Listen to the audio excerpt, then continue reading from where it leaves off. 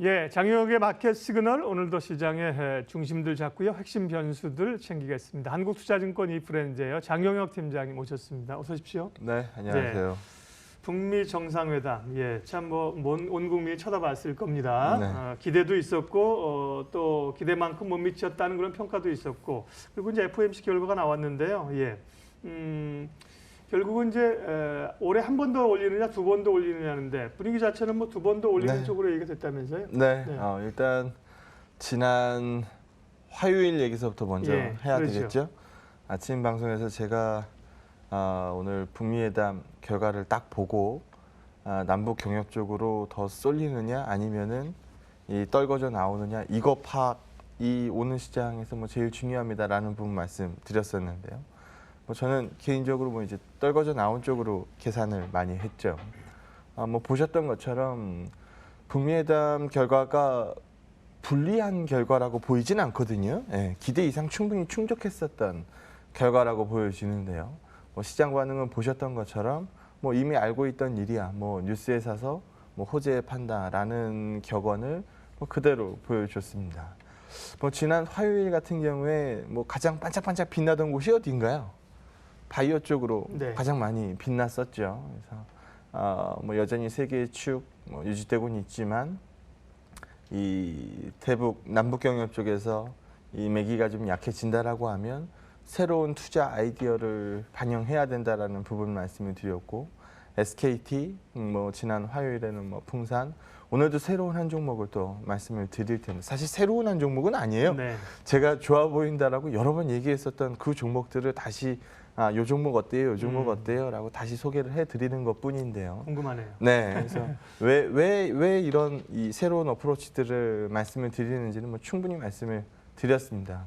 계속 남북 경협 쪽으로 무리한 시세를 끌고 가기에는 어렵다라고 보는 거고요. 시장에서 새로운 투자 아이디어를 찾을 거다라고 보고 있기 때문에 새로운 접근을 말씀을 드립니다. 오늘도 한 종목 좀 이따가 말씀을 드리도록 하겠고요. 뭐 간밤에 있었던 FOMC 얘기를 안 할 수가 없으니까요. FOMC 얘기서부터 한번 해보도록 하죠. 먼저 첫 페이지 한번 보고 그림을 보고 얘기를 하도록 하죠. 지난번에 제가 뭐 말씀을 드렸습니다만 이 6대6 동점으로 나와 있는 이 분위기에서 지금 점도표 15명이 찍으니까 이 15명의 점도표 중에서 6대6 올해 3번의 인상, 올해 4번의 인상 이게 팽팽히 맞섰던 상황입니다. 이게 3월 이 점도표 보여드리는 거죠. 근데 우리가 이미 뭐 위에 제목에도 써 있는 것처럼 이 점도표가 올라갈 수 있다라는 가능성은 충분히 시장에서 얘기를 굉장히 많이 했어요. 물론 안 올라주면 땡큐고 안 올라주면 오늘 뭐 갭상승을 반영하겠지만 뭐 충분히 올라도 어제 이 FOMC 간밤에 있었던 FOMC 결과 보고 오늘 아침 뉴스 보면서 아우 깜짝이야 이런 분들 아무도 안 계셨을 거 아닙니까? 뭐 놀라지 않았잖아요. 이미 충분히 알고 있었던 부분이기 때문에 그래서 뭐 이게 시장에 엄청나게 큰 영향을 미친 것도 아니고요. 사회 금리 인상 가능성이 추가적으로 증가하죠. 뭐 이미 연준 전후표가 조정이 됐기 때문에 그래서 6대6 팽팽히 맞섰던 상황에서 점도표의 조정 부분을 보게 되면 여기 보시는 것처럼 위에 빈값으로 나가 있는 거는 빼고 계산하죠. 뭐 이거는 가능성이 거의 없는 얘기 아니겠습니까? 이 빈값으로 나가 있는 건 빼고 이 6대6 나와 있었던 이 표를 한번 보시게 되면 7대5 한 표가 어디로 움직였다? 4번 금리 인상 쪽으로 움직였다.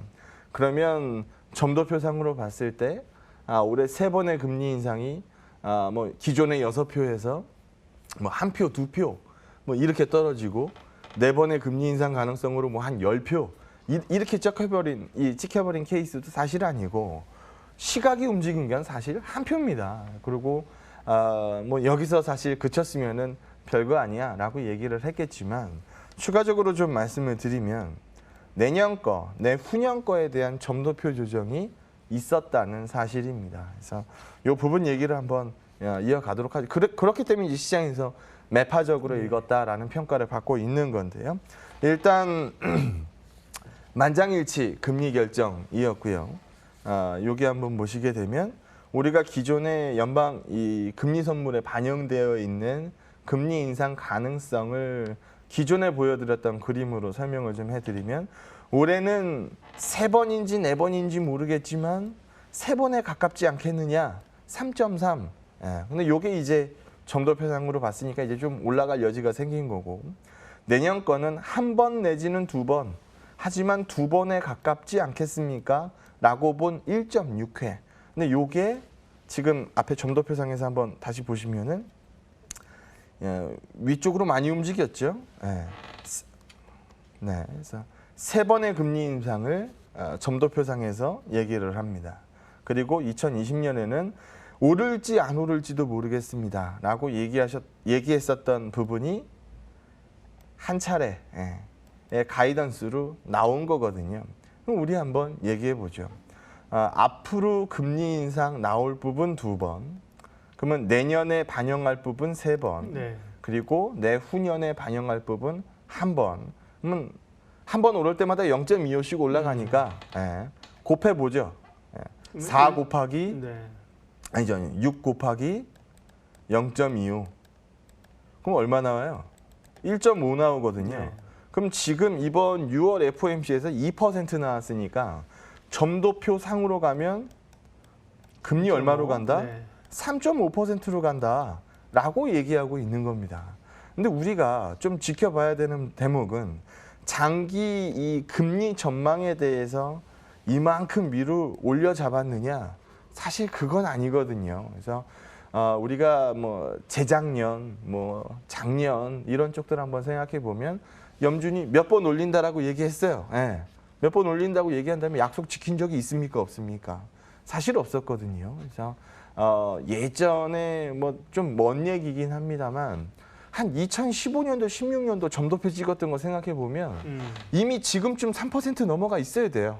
그렇잖아요. 그래서 과거의 점도표가 지금 뭐 그대로 현실화된 케이스는 아니기 때문에 지금 연준에서 제시한 시각 그대로 뭐 시장에다 반영하면 금리 3.5% 이렇게 얘기할 수 있는 시점이지만 여기에 대해서 시장이 얼마만큼 우려하는지는 글쎄요, 별개의 문제라고 보여집니다. 그렇기 때문에 어제 미증시가 막판에 좀 FOMC 결과를 보고 약세로 가긴 했습니다만 어마무시하게 쏟아낸 케이스가 안 나온 경우라고 보시면 될 것 같고요.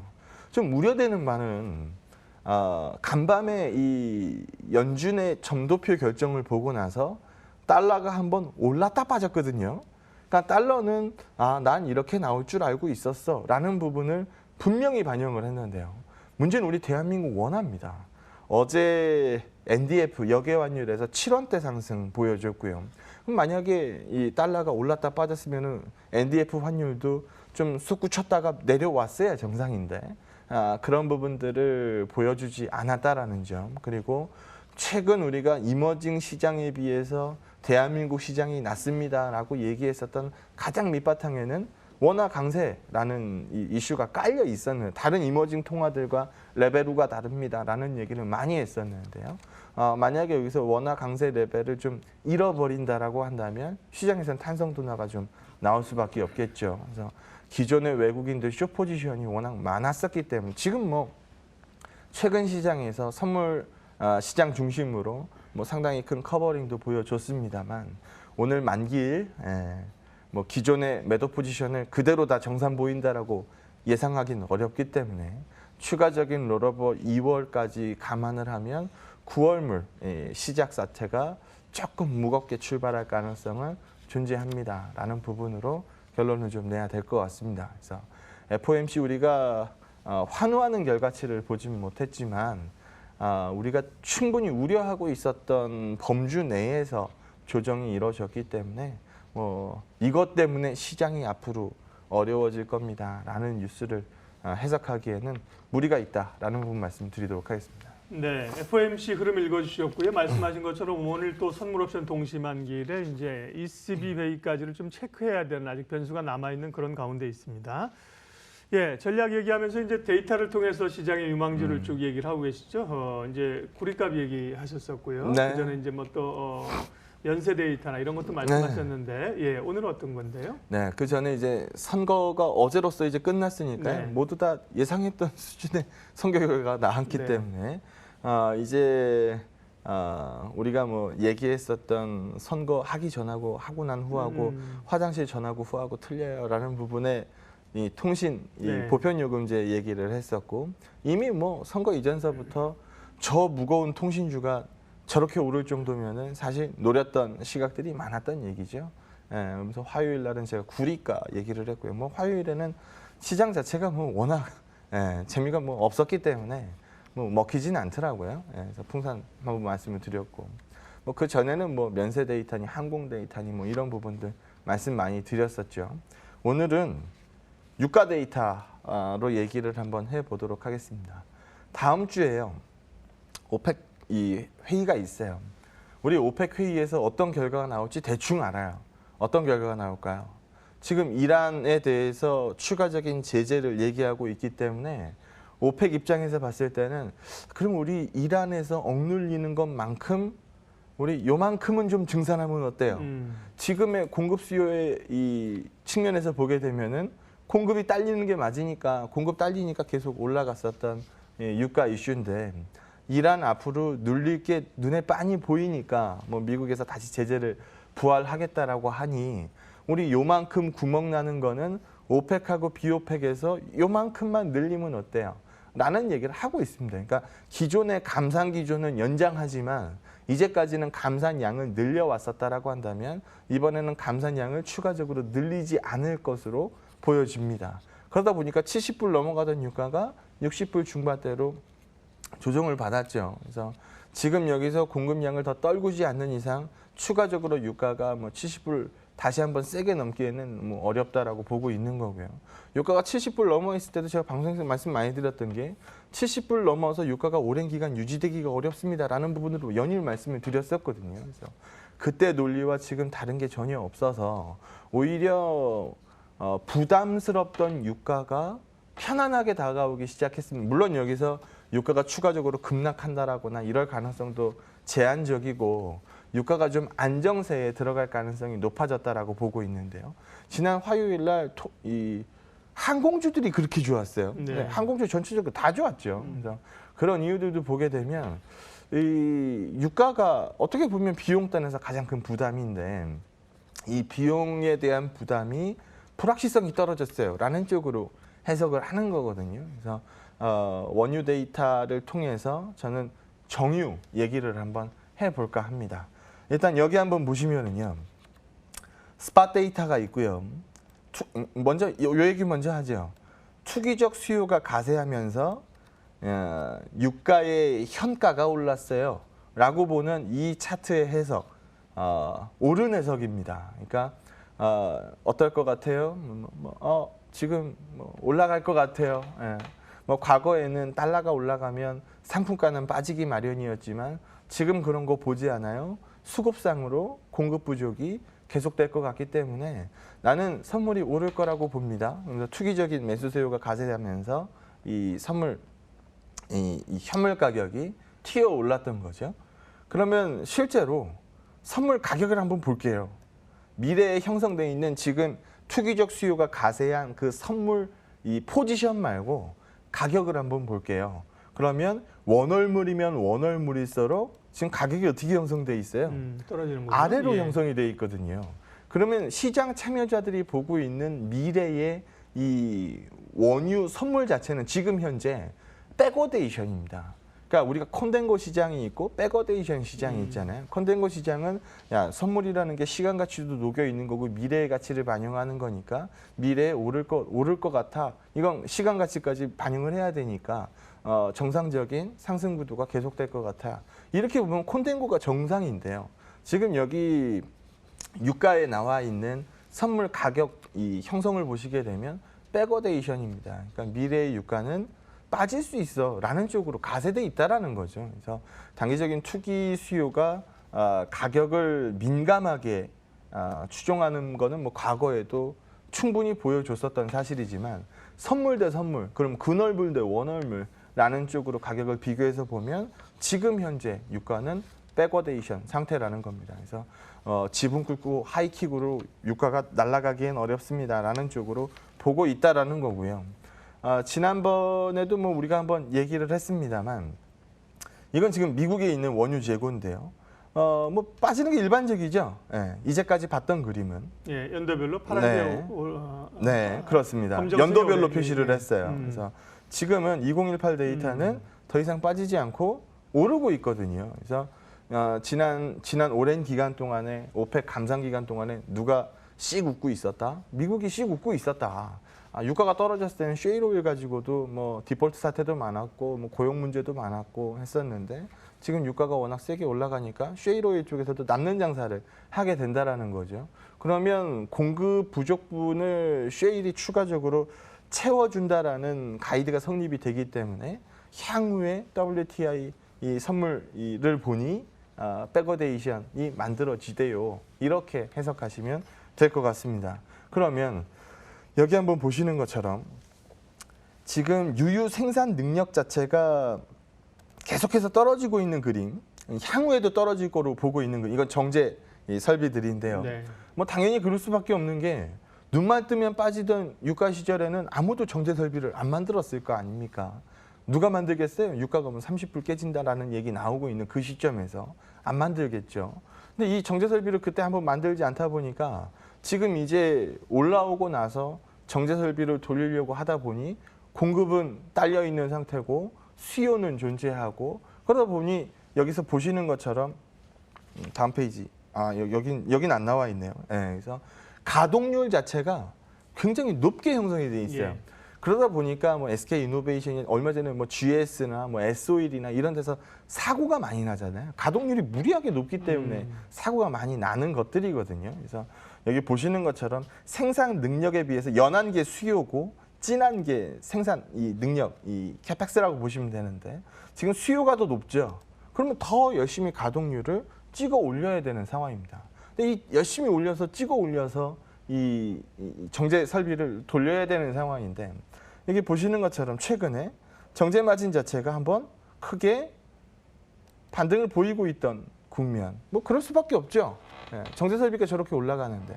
근데 문제는 뭐 한번 있었던 게 레깅가로 반영을 한 정제 마진을 보니까 유가가 워낙 빠르게 올라오다 보니까 뭐 최근 구간까지 유가가 워낙 70불 이 찍을 때까지 빠르게 올라오다 보니까 정제 마진 올라가는 속도가 유가 올라가는 속도를 못 따라가는 거예요. 그러다 보니까 단기 레깅 전제 마진가가 위축되는 거죠.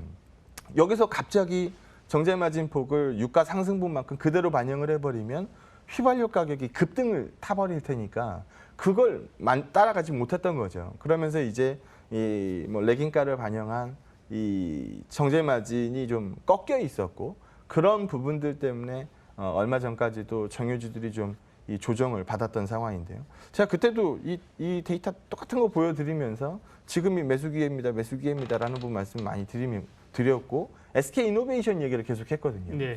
SK 이노베이션 최근 일봉 한번 보여주시죠. SK 이노베이션은요 지금 거의 최고가 상태입니다. 네, 그래서 물론 여기 보시는 것처럼 뭐 기울기가 뭐 저 모양이야 뭐라고 얘기할 수도 있지만.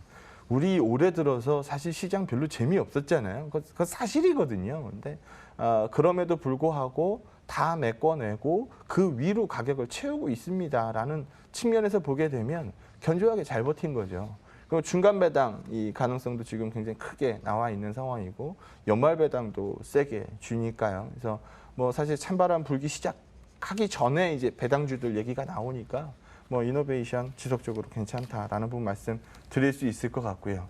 여기 한번 보시게 되면 비싸게 거래되면은 사실 매력도가 떨어질 텐데 여기서 보시는 것처럼 PBR 밴드로 1배 그냥 장부가 수준인 거죠. 그래서 뭐 정유의 슈퍼사이클 얘기가 나오고 있는 지금이기 때문에 리레이팅 나오고 있는 상황이고요. 과거에 뭐 높게 올랐던 이 케이스가 있으니까 지금 여기서 밸류 이 상승분만 반영해도 20% 정도의 이 업사이드 얘기할 수 있는 상황이고요. 멀티플로 한번 보시게 되면 지금 뭐 한 6배, 6배대 네. 거래되고 있습니다. PR이요? 네, PER 배수 6배. 그럼 뭐 이거 비싸요라고 얘기하기에도 사실 굉장히 웃기죠. 그래서 뭐 저밸류에이션을 기본으로 깔고 있고 업황 데이터 좋고 배당 데이터 좋을 걸로 보고 있는 SK 이노베이션 긍정적으로 보도록 하겠습니다. 네, 데이터로 읽는 시장 흐름은 오늘 유가를 통해서 SK 이노베이션을 관심 종목으로 말씀을 해주셨습니다.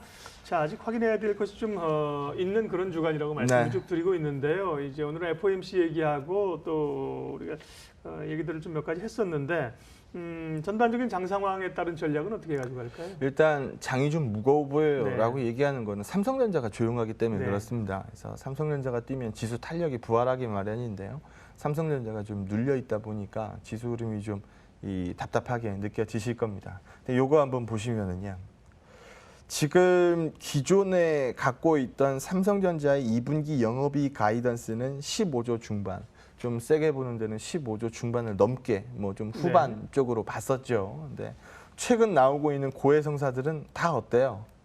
하향 잡고 있거든요. 그래서 뭐 15조가 안 될 것 같아요. 뭐 14.7조 뭐 이렇게 봅니다. 그럼 여기 한번 보시죠. 14.5, 15.1, 15.6 계속 오르고 있던 영업이익 이 추이가 이번에 한번 떨어진다는 얘기거든요. 물론 여기서 떨어지고 나서 3분기 가이드가 추가적으로 떨어진다라고 하면 어닝이 꺾였다라고 얘기를 합니다. 근데 지금 시장에서 얘기하고 있는 건 2분기 좀 둔화된 이후에 3분기 16조 얘기를 하고 있어서 어닝이 꺾여 있는 시점은 아니거든요. 하지만 가이드, 기존의 2분기 가이드가 떨어지고 있는 부분은 분명히 부담으로 시장에서 해석을 할 겁니다. 그래서 그 부분이 올라타 있는 삼성전자의 최근 어닝 추이다라고 보시면 될 것 같고요. 고밸류 상태에서 이런 어닝 하향이 나오면은 당연히 주가가 타격을 받습니다. 하지만 저밸류에서 나온 어닝 하향이기 때문에 그것도 2분기에 국간된 이 어닝 하향이기 때문에 큰 무리 없이 지금 시장에서 추가적인 상방적 그림을 보는데 지장 없지 않겠느냐. 최근에 삼성전자 어닝 하향 뉴스가 워낙 많이 나왔었기 때문에 그 뉴스로 고민들 많이 하셨을 텐데요. 그거보다는 조금 더 크게 큰 그림에서는 여전히 긍정적 시각 유지한다라는 부분 말씀드리도록 하겠습니다. 예, 그리고 이제 굉장히 중요한 게 이제 외국인들의 선물과 관련된 그 스탠스잖아요. 그건 이제 오늘 상황을 좀 보게 되면 내일 얘기는 내일 첫 코너는 아마 선물 네. 얘기로 하겠죠. 그동안 우리가 이제 달러 얘기를 굉장히 중심적으로 많이 했었고요. 외국인들 움직임 굉장히 중요한데 오늘 좀 보면 그 어느 정도 장 팀장님이 이제 예측하신 방향대로 나오는지 안 나오는지 내일 좀 한가름이 되고요. 이후 흐름들도 예측하는 데 도움이 될 것 같습니다. 장효영의 마켓 시그널 오늘은 여기까지 하겠습니다. 팀장님 고맙습니다. 네, 고맙습니다.